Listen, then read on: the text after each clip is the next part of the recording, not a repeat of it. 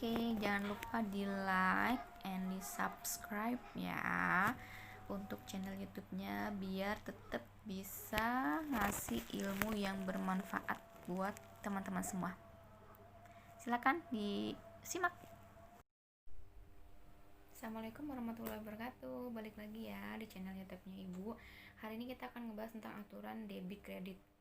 Sebelum kita ngebahas ke aturan debit kredit, maka kita harus tahu dulu kenapa ya ada aturan debit kredit. Nah, karena memang suatu prinsipnya pencatatan itu harus ada debit ada kredit. Nah, maka aturan atau prinsip ini sesuai dengan prinsip pembukuan di akuntansi, kita harus tahu saldo normal dari si akun tersebut.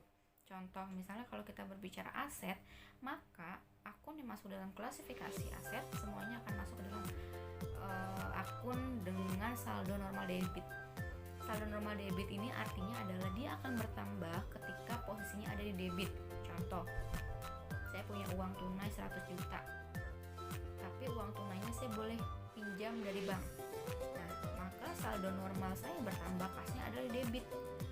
Nominal berapa tadi? 50 atau 100 juta? 50 ya? Misalnya kasnya 50, maka yang bertambah di debit 50 adalah kas, akun kasnya, dan yang bertambah di sisi kredit adalah utangnya atau utang bank. Sehingga di sini kita bisa menarik kesimpulan bahwa kalau asetnya bertambah di debit, maka dia akan berkurang di kredit. Jadi saldo kontraknya adalah kredit gitu ya. Itu yang disebut dengan saldo normal, itu prinsip akuntansinya. Kemudian kalau kita berbicara saldo normal kewajiban. Nah, saldo normal kewajiban ini adanya di kredit. Jadi dia akan berkurang kalau didebitkan. Contoh, tadi saya punya utang 50 juta. Kemudian 1 bulan kemudian saya bayar pakai uang tunai misalnya. Maka yang berkurang apa? Yang berkurang adalah kasnya saya berkurang nominal 50 juta di kredit. Kemudian utang saya juga berkurang tapi didebitkan utangnya. Jadi itu yang menyebabkan kita harus memahami di mana posisi jurnal adalah kita harus paham saldo normal akun ya. Jadi kalau aset itu saldo normalnya adalah di debit, kemudian kalau misalnya utang atau kewajiban itu saldo normalnya di kredit. Ada lagi misalnya beban. Saya misalnya bayar gaji nominal 10 juta. Bayar gaji debit itu adalah untuk beban ya. Jadi beban itu semua ada saldo namanya di debit. Kemudian saya bayar pakai uang tunai, maka kas saya berkurang, kasnya dikreditkan gitu ya. Jadi tadi yang pertama aset atau kas itu misalnya gitu ya, itu saldo normalnya debit, kemudian beban saldo normalnya debit, kewajiban itu saldo normalnya kredit. Ada lagi nih modal itu sama seperti kewajiban, maka saldo normalnya dia adanya di kredit. Udah 4 ya. Ada lagi nggak? Yang kelima pendapatan saldo normalnya adalah di kredit ya. Kalau beban tadi debit, nah kalau pendapatan di kredit gitu ya. Nah, apakah saldo pendapatan yang tadinya kredit bisa didebitkan? Bisa pada saat jurnal penutup ya. Jadi teman-teman harus paham betul mana yang masuk ke dalam klasifikasi akun yang bersaldo normal debit dan mana klasifikasi akun yang bersaldo normal kredit.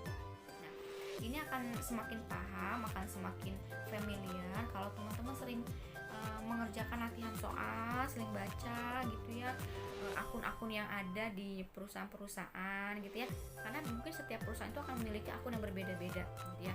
Bisa saja misalnya akun perusahaan jasa akan sedikit berbeda dengan akun di perusahaan manufaktur atau di perusahaan dagang, karena menyesuaikan dengan kebutuhan dari akun-akun yang dibutuhkan oleh perusahaan itu sendiri. Jadi intinya teman-teman harus tahu aturan debit kredit. Ada berapa tadi yang udah saya jelaskan? Ada 5 ya. Yang pertama, kalau aset saldo normalnya di debit. Aset ada apa aja? Ada piutang, ada kas, persediaan, iklan dibayar di muka, tanah, perlengkapan, peralatan, dan lain sebagainya. Kemudian yang kedua tadi adalah kewajiban. Kewajiban itu misalnya utang dagang, utang usaha, utang bank, dan utang-utang lainnya.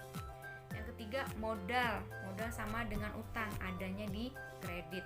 Kemudian apalagi beban itu saldo normalnya di debit ya, debit sama seperti aset. Yang kelima adalah yang kelima adalah pendapatan, sama seperti tadi modal, dia memiliki saldo normalnya adalah di kredit. Jadi teman-teman sampai sini mohon diingat-ingat dan dipastikan mana yang masuk dalam klasifikasi saldo normalnya adalah di debit dan mana akun-akun yang memiliki klasifikasi saldo normalnya ada di kredit ya. Pokoknya debit kreditnya harus jelas, sehingga pada saat teman-teman melakukan proses jurnal, baik itu jurnal umum, baik itu jurnal penyesuaian, baik itu jurnal penutup, teman-teman tahu betul posisinya ada di mana ya.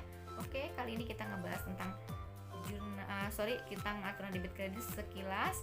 Moga-moga kita bisa sambung lagi di pertemuan selanjutnya tentang jurnal umum. Jangan lupa di like and di subscribe, dan juga jangan lupa juga di komen ya. Kalau misalnya ada masukan-masukan silakan ya. Assalamualaikum warahmatullahi wabarakatuh.